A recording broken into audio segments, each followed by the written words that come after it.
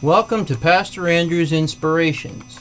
If you enjoy these videos, please click on the red subscribe button below and the bell for more. Welcome to our online church, a congregation made up of many from around the world. No offering is necessary. Subscribing and watching videos will keep us alive under God's watchful eyes. Today we will be learning about the ancient city of Jerash. Jerash is a city in northern Jordan. The city is the executive center of the Jerash Governorate. Jerash had a population of 50,745 in 2015. It is located 30 miles north of the capital city, Amman. The earliest sign of settlement in Jerash is in a Neolithic site known as Tal Abu Sowan, where rare human remains dating to around 7,500 BC were exposed. Jerash thrived during the Greco and Roman periods until 749 CE, when the Galilee earthquake destroyed large parts of it, while successive earthquakes gave further destruction. In 1120, Zahir Toghtekin, atabeg of Damascus, ordered a garrison of 40 men to build up a fort in an unspecified site of the ruins of the ancient city, likely the highest spot of the city walls in the northeastern hills. It was taken in 1121 by Baldwin II, king of Jerusalem. Which he totally demolished. Then the Crusaders instantly deserted Jerash and withdrew to Sakib, the eastern border of the settlement. Jerash was deserted until it reappeared in the beginning of the Ottoman rule in the early 16th century. In the census of 1596, it had a population of 12 Muslim households. Archaeologists found a small Mamluk hamlet in the northwest quarter, which shows that Jerash was resettled before the Ottoman era. The excavations led since 2011 have shed light on the Middle Islamic period, as new findings have exposed a large group of Middle Islamic or Mamluk buildings and pottery. The ancient city has been slowly exposed over a series of diggings, which began in 1925 and continue to this day. Jerash today is home to one of the best kept Greco-Roman cities, which gave it the nickname of Pompeii of the Middle East. About 330,000 visitors arrived in Jerash in 2018, making it one of the most visited sites in Jordan. The city hosts the Jerash Festival, one of the leading cultural events in the Middle East. It attracts tens of thousands of visitors every year. Ruins of settlements dating back to the Neolithic age have been found. Moreover, in August 2015, a team from the University of Jordan exhumed 2 human skulls that dated back to the Neolithic period, 7,500 BC, at a site in Jerash. This is solid proof of inhabitants of Jordan in that period, especially with the existence of Ein Gezel Neolithic settlement in Amman. The importance of the discovery lies in the rarity of the skulls. It is estimated that a maximum of 12 sites across the world contain similar human remains. Evidence of settlements dating to the Bronze Age, 3200 BC, have been found in the region. Jerash is the site of the ruins of the Greco-Roman city of Gerasa. also known as Antioch on the Golden River. Ancient Greek writings from the city support that the city was founded by Alexander the Great and his general Perdiccas, who apparently settled aged Macedonian soldiers there during the spring of 331 BC, when he left Egypt and crossed Syria en route to Mesopotamia. Other sources, namely the city's former name of Antioch on the Chrysoros, point to a founding by Seleucid king Antioch IV. Others attribute to the founding by Ptolemy II of Egypt after the Roman conquest in 63 BC. Jerash and the land surrounding it were annexed to the Roman province of Syria, and later joined the Decapolis League of Cities. The city was principally inhabited by Syrians, and also having a small Jewish community. In AD 106, Jerash was absorbed into the Roman province of Arabia, which included the cities of Philadelphia or Amman, Petra, and Bostra. The Romans ensured security and peace in this area, which enabled its people to devote their efforts and time to financial growth and encourage civic building activity. Jerash is considered one of the largest and most well-preserved sites of Roman architecture in the world outside Italy. And it is occasionally referred to as the Pompeii of the Middle East, or the Pompeii of Asia, referring to its size, extent of diggings, and level of preservation. Jerash was the birthplace of mathematician Nicomachus of Gerasa, 60 C to 120 AD. In the second half of the 1st century AD, the city of Jerash achieved great prosperity. In AD 106, the Emperor Trajan created roads throughout the province, and more trade came to Jerash. The Emperor Hadrian visited Jerash in 129 to 130 AD. The Triumphal Arch, or Arch of Hadrian, was built to celebrate his visit. The city reached a size of about 8,611,128 square feet within its walls, beneath the foundations of a Byzantine church that was built in Jerash in 530 AD. There was a mosaic floor with ancient Greek and Hebrew Aramaic inscriptions. The presence of the Hebrew Aramaic script has led scholars to think that the place was formerly a synagogue before being converted into a church. Jerash was invaded by Persian Sassanids in 614 AD. The Byzantine army was defeated in the Battle of the Yarmouk River a few years later by the invading Muslim forces. And then Jerash became part of the Rashidun Caliphate.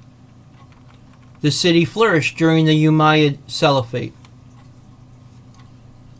It had numerous shops and issued coins with the mint named Jerash in Arabic. It was also a center for ceramic production.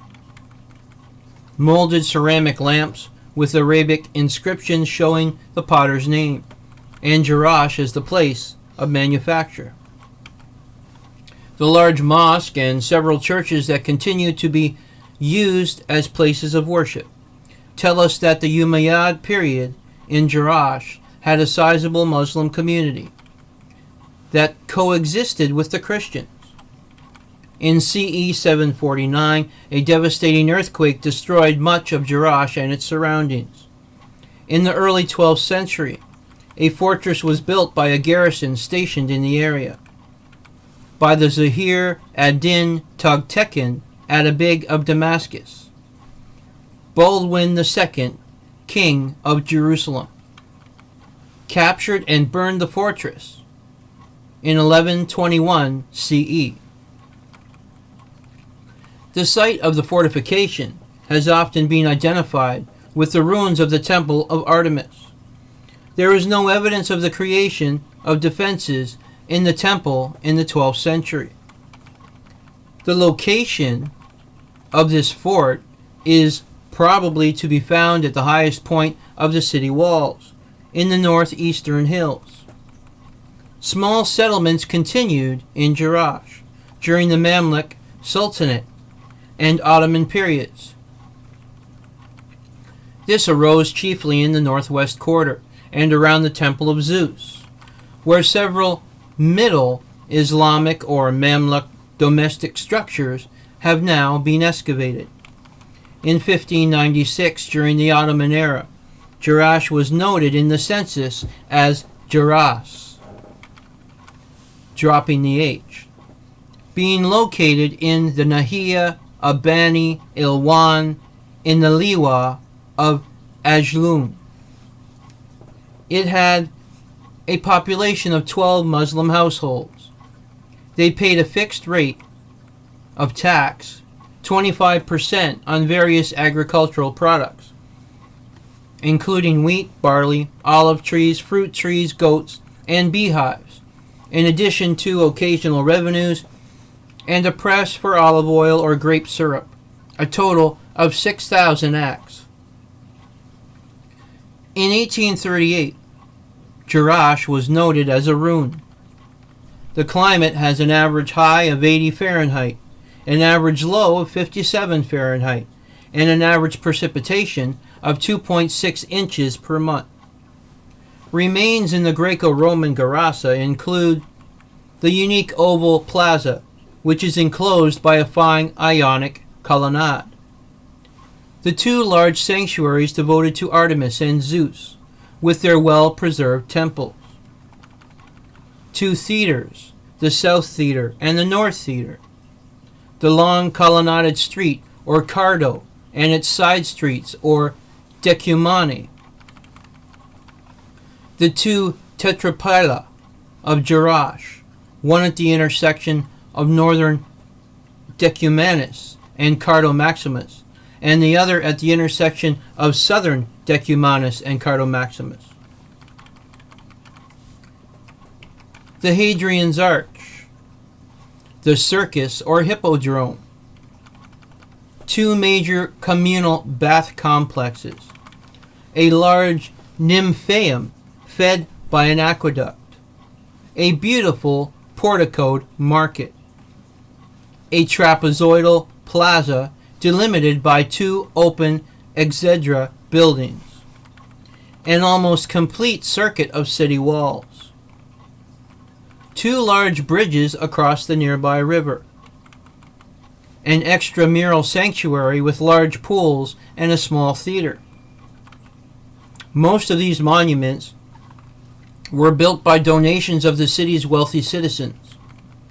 The South Theater has a focus in the center of the pit in front of the stage, marked by a distinct stone, and from which normal speaking can be heard easily throughout the auditorium. In 2018, 14 marble sculptures were discovered in the excavation of the eastern baths of Gaza, including images of Aphrodite and Zeus. A large Christian community lived in Jerash. A large cathedral was built in the city in the 4th century, the first of 14 churches built between the 4th and the 7th century, many with superb mosaic floors.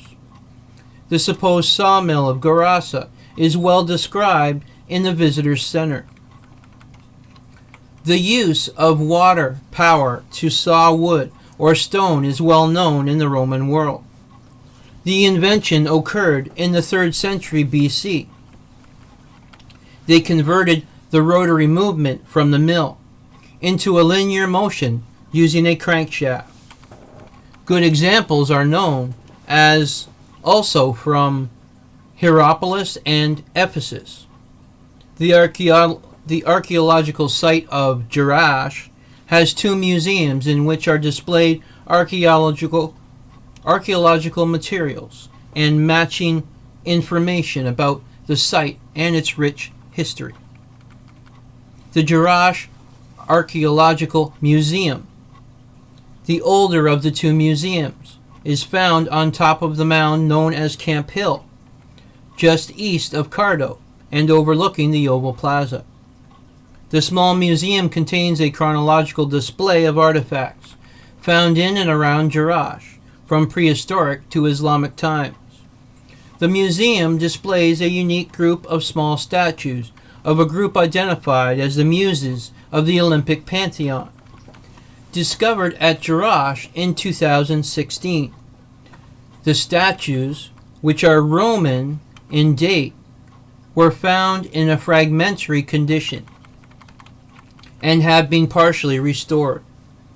The museum also contains a well-preserved lead sarcophagus, dated to the late 4th to 5th centuries, and features Christian and pagan symbolism.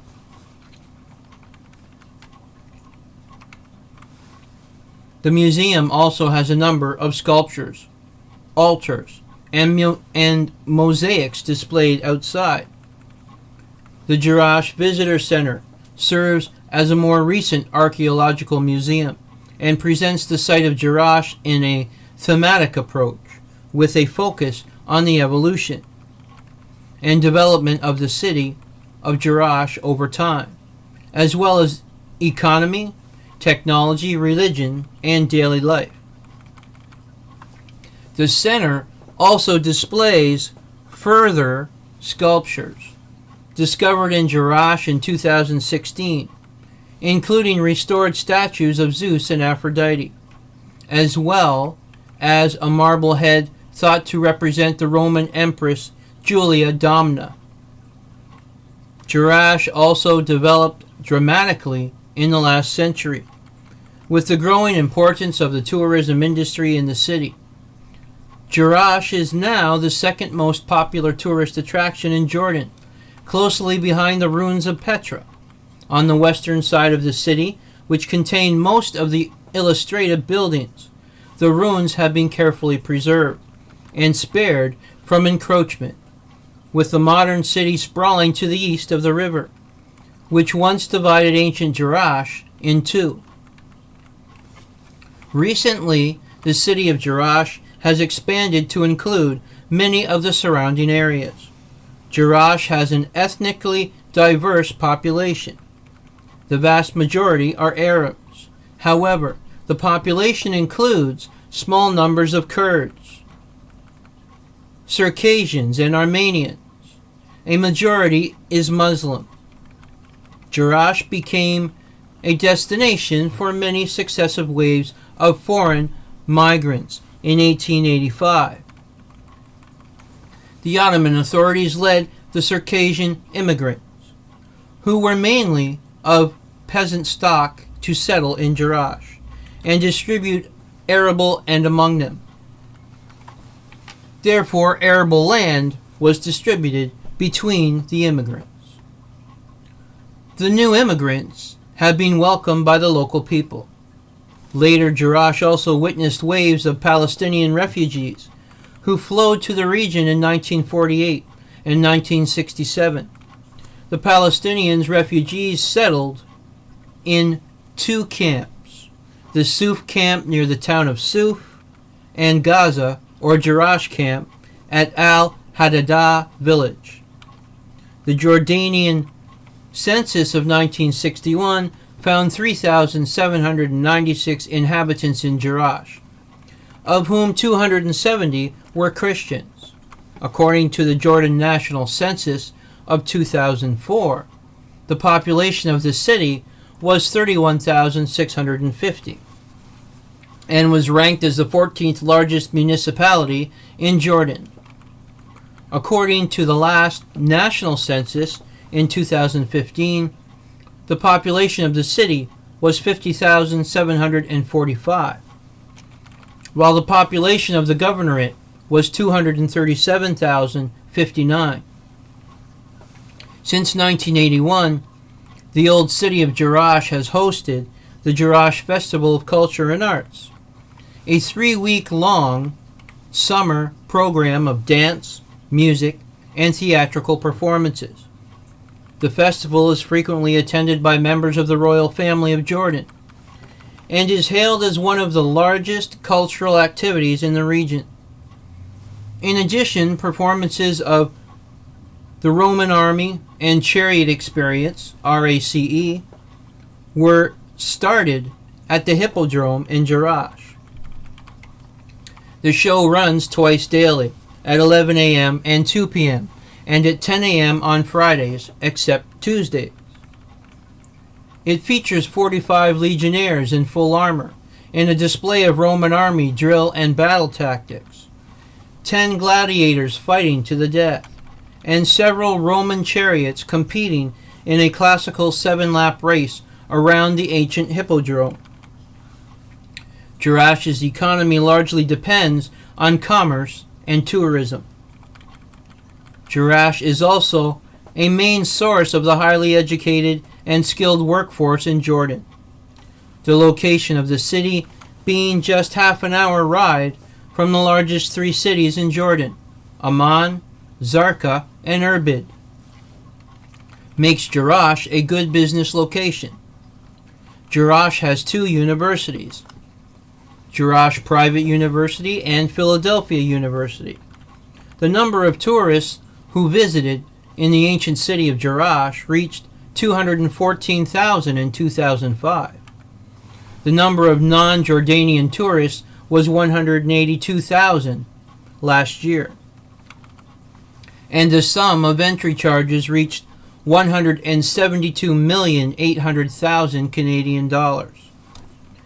The Jerash Festival of Culture and Arts is an annual celebration of Arabic and international culture during the summer months. Jerash is located 48 kilometers north of the capital city of Amman. The festival site is located within the ancient ruins of Jerash, some of which date to the Roman age, 63 BC. The Jerash Festival is a festival which features poetry recitals, theatrical performances, concerts, and other forms of art. In 2008, authorities launched the Jordan Festival, a nationwide themed-oriented event under which the Jerash Festival became a component. However, the government revived the Jerash Festival as the substitute Jordan Festival, proved to be not up to the message intended from the festival. This was the ancient city of Jerash. Adonai Nisi, the Lord is our banner. Remember, if you like these videos, please click on the subscribe button below and the bell for more. God's blessings be upon this message and us all.